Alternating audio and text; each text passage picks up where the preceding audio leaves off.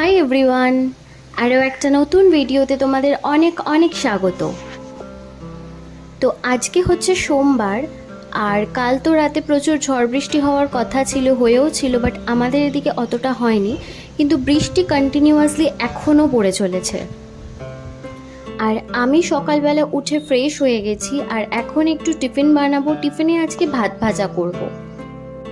তো ডিমটা আমি অলরেডি ভেজে নিয়েছি, আর কড়াইতে একটু সর্ষের তেল দিয়ে ওর মধ্যে পেঁয়াজ কুচি আর কাঁচা লঙ্কা কুচি দিয়ে ওটা একটু ভাজা ভাজা হয়ে গেলে পরে ভাতটা দিয়ে ওর মধ্যে ভেজে রাখা ডিমটা অ্যাড করে ভালো করে নাড়িয়ে একটু ভাজা ভাজা হয়ে গেলে তুলে নিতে হবে।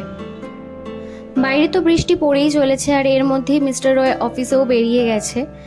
এদিকে আমিও একটু চা বিস্কিট খেয়ে নিয়েছি, আর সাথে একটু মিক্সড সিডস নিয়েছিলাম।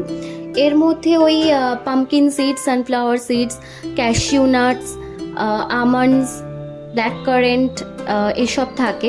ব্লিঙ্কিট দিয়ে অর্ডার করেছিলাম, তো এটা খেলে বেশ পেটটা ভরা ভরাও থাকে। তো এখন আর কোনো কাজকর্ম নেই, শুধু এই যে ঘরটার এই অবস্থা করে রেখেছি।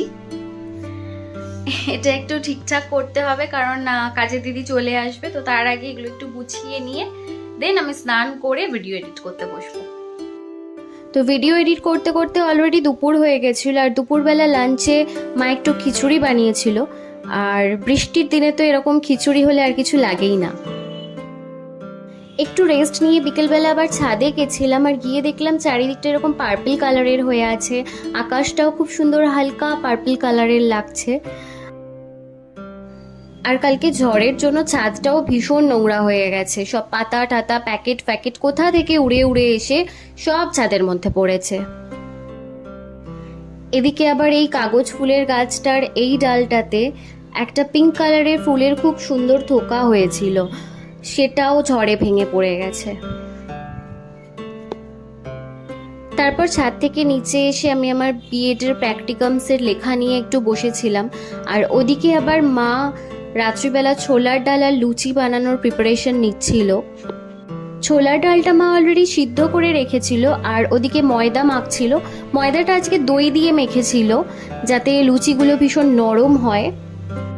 আর আমি এদিকে একটু ছোলার ডালটা বানাচ্ছিলাম। তো কড়াইতে সর্ষের তেল দিয়ে জিরে, শুকনো লঙ্কা, তেজপাতা ফোড়ন দিয়ে ওর মধ্যে একটু পেস্ট করে রাখা আদা ভেজে নিয়ে তারপর ওর মধ্যে সিদ্ধ করে রাখা ছোলার ডালটা দিয়ে দিয়েছিলাম।